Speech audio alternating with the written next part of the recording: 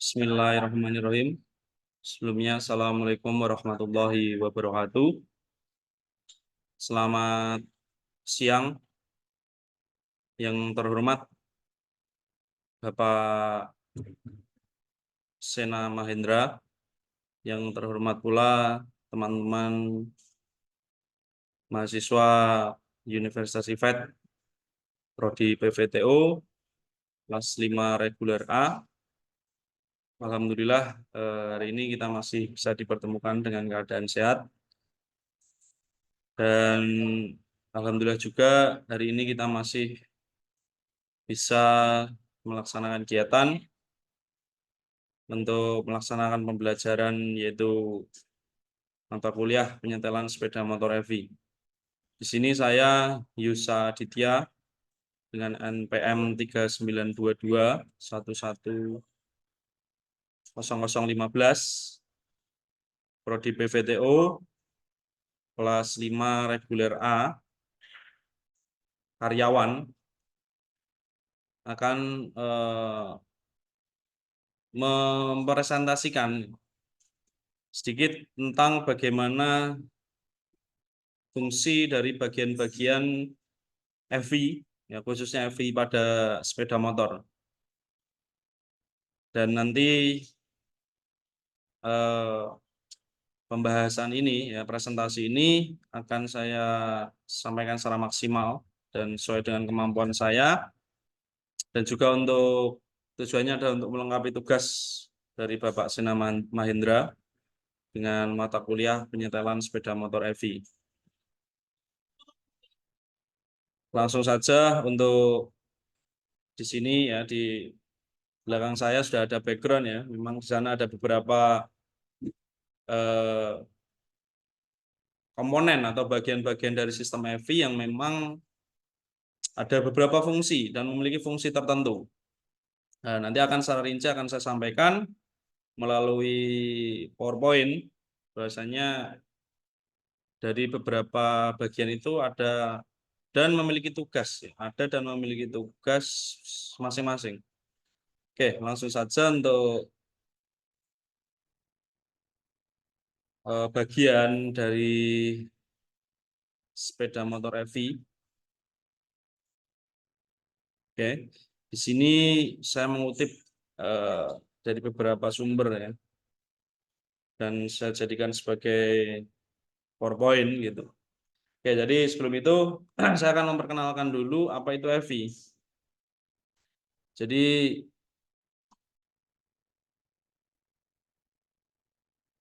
EV adalah sebuah sistem penyemprotan, ya, injeksi atau bahan bakar, injeksi bahan bakar yang cara kerjanya itu dikendalikan secara elektronik. Nah, oleh ECU, ya tentunya, atau Electronic Control Unit, agar didapatkan nilai perbandingan campuran bahan bakar yang sesuai dengan kebutuhan motor.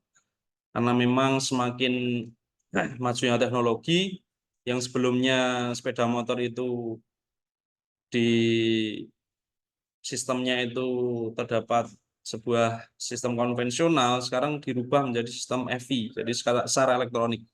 Nah, untuk EV di sini ada berbagai variasi nama, ya, pada sebuah sistem di masing-masing sepeda motor, ya.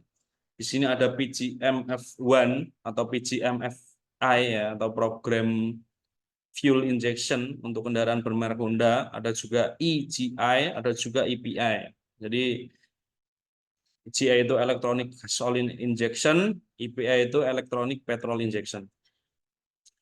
Oke, selanjutnya, nah, keunggulan sistem EV, ya, dari beberapa keunggulan di sini yang pertama itu meningkatkan unjuk kerja atau power, meningkatkan power yang sebelumnya yang konvensional itu powernya terbatas, di sini kita bisa meningkatkan. Kedua, akselerasi. Akselerasinya bertambah lebih baik, kemudian bahan bakar irit, ya. Satu keempat, menghasilkan emisi gas buang yang memang itu tidak terlalu banyak kandungan-kandungan racunnya. Kelima, lebih mudah dihidupkan, ya, pada saat ketika lama digunakan.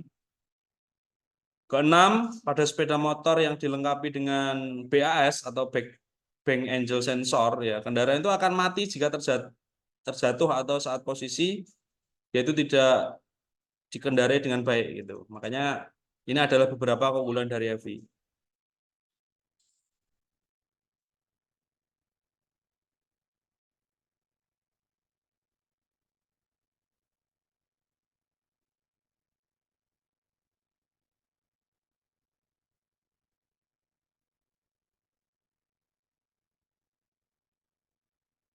Oke, next.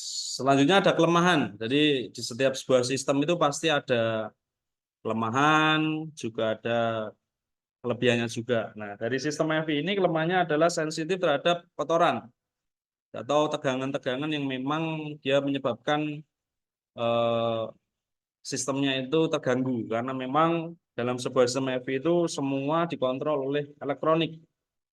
Makanya itu salah satu yang kelemahannya yang menyebabkan rusak. Dua, perawatannya itu memang ada beberapa bengkel kaki lima ya saya menyebutkannya.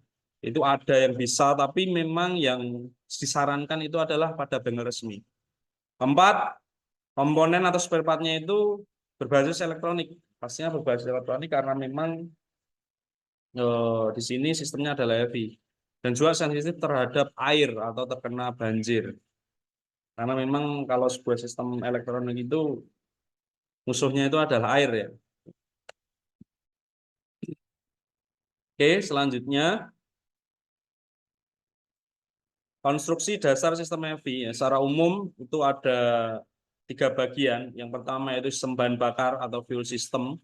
Kedua itu ada sistem kontrol elektronik dan ketiga itu ada sistem induksi atau sistem pemasukan udara atau air induction system. Nah, jadi pada konstruksinya sebuah sistem EV itu dibagi menjadi tiga, ada bahan bakar, kemudian ada sistem kontrol dan juga ada sistem induksi atau sistem pemasukan udara yang nanti akan lebih bekerjanya itu pada area throttle body atau area pemasukan udara dan bahan bakar. Oke, selanjutnya di sini ada beberapa ya, kita sudah masuk ke bagian-bagian sistem EV dan di sini saya sertai dengan gambar ya. Untuk keterangan gambar itu yang pertama ada fuel rail atau delivery pipe atau pipa pembagi, kemudian ada pressure regulator ya, kemudian ada injektor, ada saringan udara, ada air temperatur, ada throttle body, ada fast idle system, kemudian ada juga throttle position sensor, ada juga engine coolant temperature sensor, ada crankshaft atau kita sering menyebutnya adalah CKP, ada camshaft position sensor atau CMP, oxygen sensor, catalytic converter, kemudian ada intake air pressure sensor, ada ECU, ignition coil, dan terakhir adalah atmospheric pressure sensor. Nah, dari 17 sistem ini nanti ada beberapa yang memang di sana itu termasuk dari bagian-bagian sistem EV yang sesuai dengan modul yang sudah disampaikan oleh Pak Sina Mahendra. Jadi mungkin ada beberapa yang tidak saya sampaikan ya karena memang sesuai dengan modul yang sudah di materi yang sudah disampaikan oleh Pak Sina Mahendra. Jadi nanti akan saya sampaikan lebihnya ke sana gitu. Oke, selanjutnya.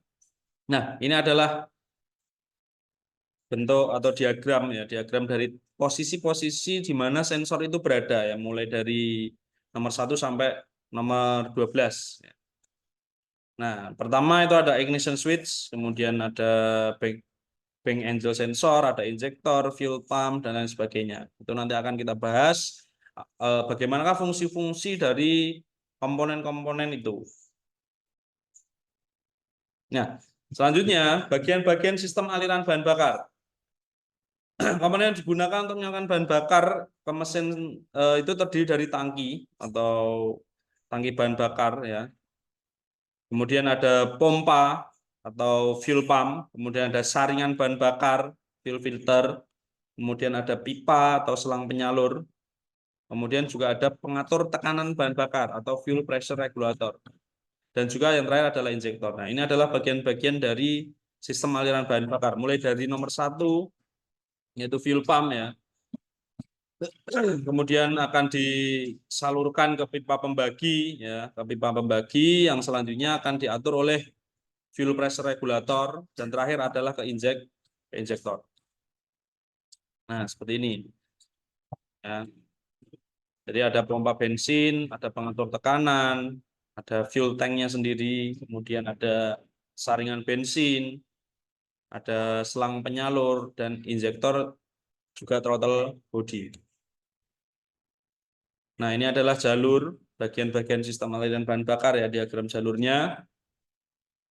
Jadi apa keuntungan regulator ya? Keuntungannya di sini adalah agar bahan bakar itu tidak ikut menjadi panas karena tidak berdekatan dengan mesin sehingga penguapan bensin itu menjadi sedikit. Nah, komponennya ya sebenarnya ada fuel tank.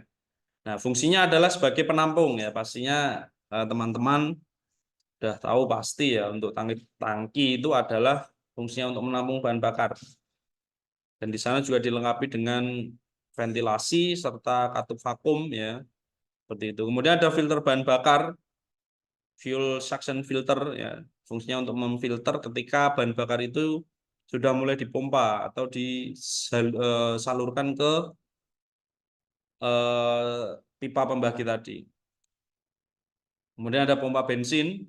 Nah, fungsinya untuk memompa atau mengalirkan bahan bakar dari tangki menuju injektor. Nah, di sana ini adalah skema atau diagram dari pompa bahan bakar ya. Di sana ada pressure regulator, ada pompanya, juga disertai dengan filternya. Jadi ketika teman-teman ingin mengganti filter ya pada bagian sistem EV ini, memang untuk untuk filter bensinnya itu kita harus membongkar ya atau membongkar pompa. Jadi bagian tangkinya, pompa di dalam bagian tangkinya itu harus kita angkat atau kita ganti ya, kita ganti untuk filternya. Atau teman-teman mungkin sering menyebutnya itu pempes ya, pempes bahan bakar itu. Nah, ini untuk bagian-bagian pompa bensin listrik ya. Di sana ada beberapa komponen yang memang untuk namanya pompa itu pasti tidak jauh dengan mekanisme dinamo kan gitu ya, dinamo atau motor. Jadi di sini ada peluru pompa, ada angker, katup pembatas, sikat dan katup anti balik ya, sikat atau brush gitu. Nah, ini di sini kita masuk ke fuel pressure regulator. Jadi untuk pengatur tekanan ya, untuk mengatur tekanan agar bahan bakar itu tetap konstan, jadi tidak berlebihan dan tidak kurang. Sana ada komponen membran, kemudian pegas, juga saluran pengembali. Jadi bahan bakar yang memang dia nanti tersisa, dia itu akan dikembalikan lagi ke tangki bahan bakar. Nah, kemudian ada saluran bahan bakar atau fuel feed hose, atau kita sering menyebutnya selang bensin ya. Jadi model selang bensin di sini pastinya yang anti dengan tekanan tinggi.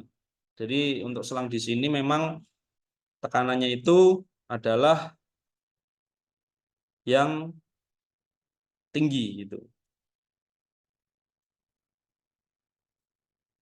Oke, selanjutnya ada injektor ya, fungsinya untuk menyemprotkan bahan bakar ke saluran masuk. Jadi ini adalah salah satu bagian dari sistem EV.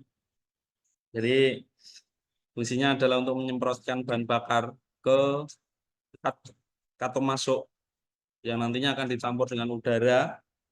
Nah, di sana ada komponen-komponen seperti fuel strainer screen, kemudian spring, solenoid coil, plunger, dan lain sebagainya. Nah, ini adalah wiring dari diagram injektor ya. Mulai dari electronic control module yang dia itu tugasnya adalah untuk mengontrol ya, untuk mengontrol bagaimana sebuah sistem injektor itu bisa menyalurkan bahan bakar dengan tepat. Nah, jumlah lubang dari injektor disesuaikan dengan kapasitas mesin. Jadi prinsipnya semakin besar kapasitas suatu mesin, maka jumlah lubangnya akan semakin banyak. Nah, jadi teman-teman yang ingin mungkin mengupgrade motornya, jika pengen bahan bakar itu sedikit boros, ya mungkin bisa mengganti dengan injektor tertentu yang memiliki lubang lebih banyak. Dan itu pun harus sesuai dengan spesifikasi. Jika kapasitas mesinnya hanya sedikit, ya kita harus menggunakan injektor yang standar saja. Nah, kemudian yang terakhir, selanjutnya ada throttle body, ya. Ya, fungsinya adalah untuk mengatur masuknya udara ke mesin pembakaran.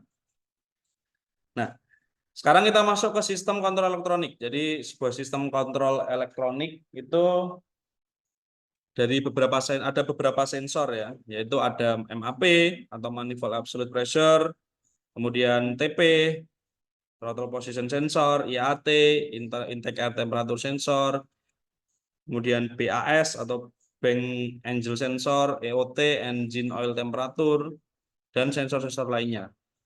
Komponen-komponen tambahan seperti alternator dan regulator yang mensuplai juga mengatur tekanan listrik ECU, baterai, dan komponen lain. Nah, ini adalah skema atau diagram sensor, kontrol, dan aktuator. Jadi prosesnya adalah ketika sensor itu bekerja, kontrol bekerja, aktuator juga akan bekerja. Nah, kita next. Nah, ini adalah sensor-sensor. Jadi bagian-bagian dari EV yang pertama yaitu ada MAP atau manifold absolute pressure sensor, itu memberikan sinyal ke ECU. Jadi berupa informasi deteksi. Nah, jadi ketika sensor itu memberikan sinyal ke ECU berupa informasi tekanan udara yang masuk ke intake manifold. Jika jumlah udara itu dideteksi, sensornya dinamakan airflow meter. Sedangkan jika berat udara yang dideteksi, sensornya dinamakan air mass. Nah, jadi di sini ada beberapa pengertian bahwasanya tergantung tekanan udara. Jadi jika tekanan udara itu terdeteksi, ya, jumlah udaranya itu namanya airflow. Tapi jika sedangkan beratnya itu dinamakan mass atau massa atau berat. Nah, di sini adalah diagramnya, teman-teman bisa melihat ya. Jadi ada IAT, TP, MAP. Nah, kemudian IAT. Untuk IAT atau intake air temperature itu memberikan sinyal ke ECU berupa informasi atau deteksi tentang suhu udara. Nah, namanya juga temperatur ya, tapi ini di sini bukan temperatur air tapi udara. Dia akan memberikan hasil yaitu sebuah suhu udara. Suhu udara itu apakah dia mencapai sesuai spesifikasi untuk mendapatkan pembakaran yang baik. Nah, kemudian ada TPS atau throttle position sensor yaitu memberikan sinyal ke ECU berupa informasi atau deteksi tentang posisi katup throttle. Nah, ketika teman-teman melakukan eh, operasi gas gitu ya, maksudnya melakukan kegiatan mengegas, itu nanti yang bekerja adalah TPS atau throttle position sensor. Nah, seperti yang digambar, itu adalah bentuk dari TPS dan juga ada intake air temperature. Nah, sedikit informasi ya, bahwasanya teman-teman biasanya kalau ada yang kendala sepeda motornya itu berbet atau sulit dihidupkan, itu biasanya kan kita bisa mengatur pada TPS-nya. Ya, TPS-nya itu biasanya kita bisa ngajus ya Mas, teman-teman ya, bisa mengajus pada baut L bintangnya itu kita kendorkan, kemudian kita rubah ke kanan atau ke kiri ya. Itu salah satu bagaimana agar motor itu tidak berbet ya. Selain nanti juga ada hal-hal yang lain yang bisa menyebabkan. Kemudian ada IoT atau engine oil temperature memberikan sinyal ke ECU berupa informasi atau deteksi tentang suhu oli mesin. Jadi tentang bagaimana suhu oli mesin itu bisa kita peroleh hasilnya itu juga penting teman-teman, karena memang ketika suhu oli mesin itu tidak terdeteksi, ya terjadi nanti kita bisa menyebabkan overheat. Jadi selain untuk pelumasan, oli mesin itu sebagai pendingin ya teman-teman, sebagai pendingin agar mesin itu bisa tetap terjaga suhunya. Nah, suhunya. Oke. Kemudian ada bank angle sensor ya, di mana yaitu fungsinya merupakan sensor sudut kemiringan untuk pengaman saat kendaraan terjatuh dengan sudut kemiringan minimal sekitar 550 derajat. Nah, jadi maksudnya apa? BAS di sini yaitu fungsinya ketika ya teman-teman yang suka keplek miring itu ya, itu mungkin ketika kalian menggunakan Oke, ketika teman-teman menggunakan sebuah sepeda motor yang memang dia memiliki sensor BAS, ya teman-teman tidak bisa ketika akan melakukan kegiatan tadi ya, semisal mengendarai dengan posisi kemiringan yang melebihi dengan spesifikasi, maka mesin akan mati dan itu sangat berbahaya sekali. Jadi tidak disarankan untuk teman-teman yang memang ketika sedang mengendarai itu melakukan aksi seperti itu. Oke, kemudian ada CKP, yaitu crankshaft position sensor. Itu fungsinya untuk mendeteksi jumlah putaran poros engkol. Jadi fungsinya adalah untuk menentukan putaran poros engkol. Jadi putaran poros engkolnya itu biasanya nanti akan tersinkronisasi oleh RPM ya, atau jumlah RPM. Kemudian ada ECT atau engine coolant temperature. Nah, di sini sensornya fungsinya adalah untuk mendeteksi suhu air pendingin yang selanjutnya akan digunakan oleh HECU untuk mengatur campuran bahan bakar, mengatur putaran idle, dan mengatur saat derajat pengapian. Jadi beberapa sepeda motor itu dilengkapi dengan engine coolant temperature yang dia memang menggunakan air pendingin sebagai pendinginnya. Tapi ada beberapa juga yang dia hanya memanfaatkan sebuah sensor EOT yaitu engine oil temperature yang fungsinya juga sebagai pendeteksi suhu oli. Nah, jadi ada beberapa sepeda motor yang memang menggunakan EOT dan ada juga yang menggunakan ECT. Kemudian ada oxygen sensor, fungsinya untuk mendeteksi kandungan gas buang dan sistem closed loop.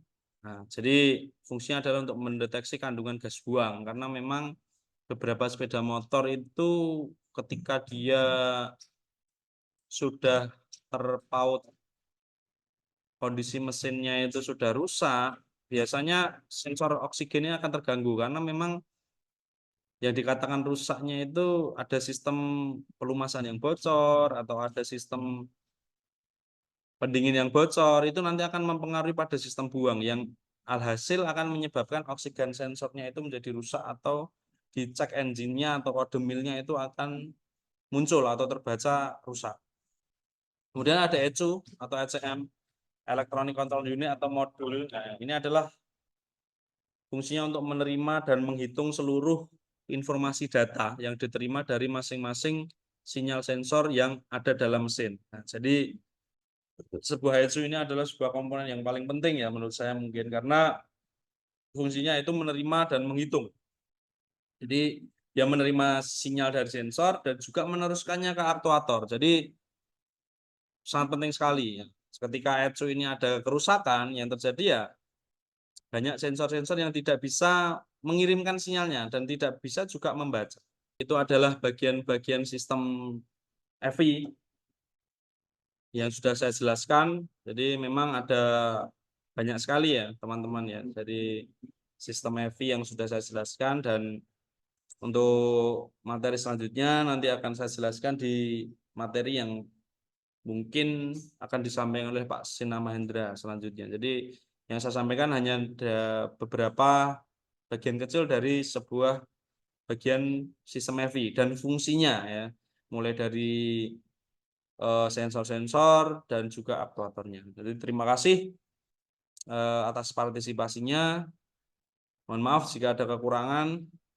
Jadi saya sudah maksimal ya untuk menyampaikannya. Jadi terima kasih untuk teman-teman yang sudah menyaksikan dan Pak Sina Mahendra. Terima kasih.